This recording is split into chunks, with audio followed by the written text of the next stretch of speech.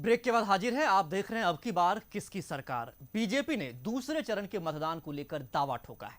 Party प्रवक्ता अजफर शम्सी का कहना है कि जनता झूठे वादों से ऊब चुकी है और इस बार परिवर्तन होकर रहेगा। उनसे बातचीत की संवाददाता अमरजीत ने। पूरी ताकत झोंकी हुई है प्रधानमंत्री नरेंद्र मोदी से लेकर राष्ट्रीय अध्यक्ष अमित शाह और केंद्रीय गृह मंत्री राजनाथ सिंह समेत पार्टी के तमाम केंद्रीय नेता और प्रदेश स्तर के नेता, चाहे वो मंगल पांडे, सुशील मोदी, नंद किशोर यादव, सभी चुनावी कैंपेन पे हैं और लगातार धुआंधार चुनावी कैंपेन बीजेपी का चल रहा है। कल जो है दूसरे चरण की वोटिंग होनी है। हमारे साथ बीजेपी के प्रवक्ता अजफर शम्सी साहब हैं। शम्सी साहब लगातार आप भी क्षेत्र का दौरा करते रहे हैं, तो बिहार का इस बार क्या मूड दिखाई देता है, जो खास करके पहले चरण में मतदान हुआ, कल जो मगध के इलाके में 32 सीटों पर चुनाव होने वाले हैं, तो इसको लेकर क्या लगता है आपको? देखिए, साफ है कि बिहार की जनता ने मन बना लिया है, परिवर्तन का मन बना लिया है। और ये पहले फेज ने तो दिखा दिया कि किस प्रकार से बिहार के अंदर एनडीए की सुनामी है और दूसरे चरण में भी वही स्थिति है। कुल मिलाकर के पूरा चुनाव जो हो रहा है बिहार विधानसभा का, सभी चरणों का, जनता गुस्से में है और उसका गुस्सा जो है वो एनडीए को वोट देने के लिए बेचैन। बीजेपी का मानना है कि हम अच्छा राज देंगे, भयमुक्त समाज देंगे, भ्रष्टाचार मुक्त समाज देंगे। समाज के अंतिम पायदान पर जो लोग हैं, पसमानदा लोग हैं, महादलित हैं, महिलाएं हैं, युवा हैं, उनके लिए नए अपॉर्चुनिटीज सामने उनके आ रहे हैं। इसीलिए जात, कास्ट, क्लास, अगड़ी, पिछड़ी, हिंदू, मुस्लिम, ये महागठबंधन के लोग कर रहे हैं, क्योंकि उनके वोट बैंक की राजनीति अब खत्म हो गई है।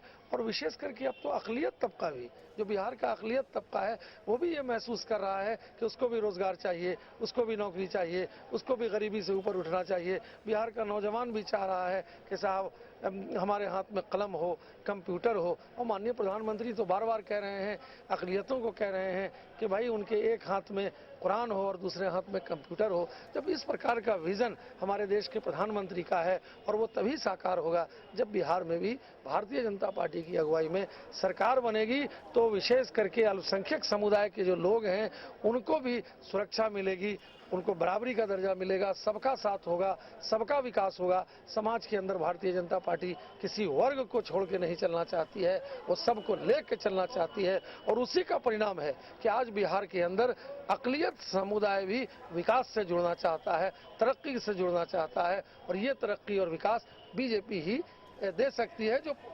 परिवर्तन के माध्यम से होगा। शम्सी साहब, राष्ट्रीय अध्यक्ष अमित शाह ने 185 प्लस का मिशन टारगेट रखा था। आपको क्या लगता है, आप उस टारगेट को अचीव कर लेंगे 185 प्लस? निश्चित रूप से माननीय राष्ट्रीय अध्यक्ष जी का जो टारगेट है, मुझे तो लगता है कि जिस प्रकार का लोगों में उत्साह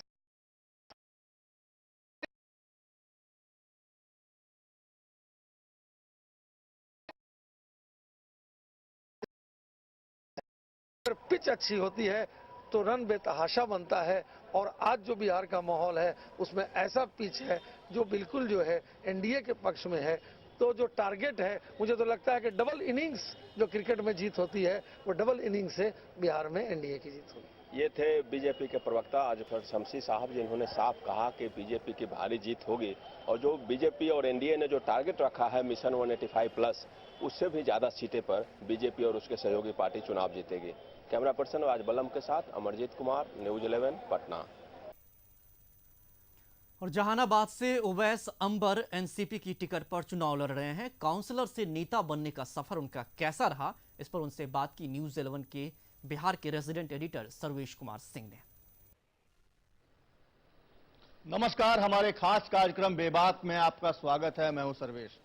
आज जिस शख्सियत से आपको रूबरू करा रहे हैं वो एक काउंसलर हैं, एजुकेशनिस्ट हैं, मुस्लिम बच्चों के लिए सोशल वर्क करते हैं, लेकिन इस बार चुनाव मैदान में है, ताल ठोक रहे हैं जहानाबाद सीट से। उवैस अंबर की हम बात कर रहे हैं। उवैस जी, स्वागत है आपका न्यूज 11। नमस्कार। उवैस जी, सवाल मेरा पहला सवाल ये होगा आपसे, मैं ये जानना चाहूंगा कि एक काउंसलर, एक सोशल वर्कर और चुनाव मैदान में दिग्गजों के सामने, वो भी एनसीपी की टिकट से, कैसे ये सफर कैसे तय किया?